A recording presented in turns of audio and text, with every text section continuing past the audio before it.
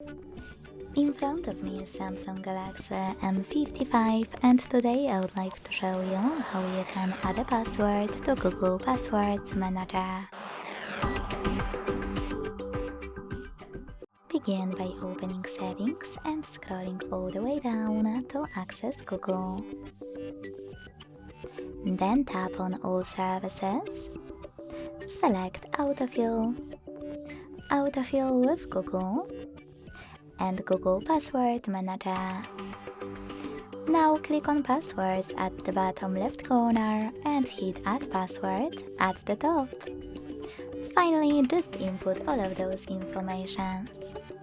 At the top, select any website or click on Select App and tap on the chosen one. Then enter your username, email or phone number, password, and even take some helpful notes. Finally, hit Save at the top right corner. Thanks so much for watching. If you enjoyed this video, leave a like, comment and subscribe. Bye!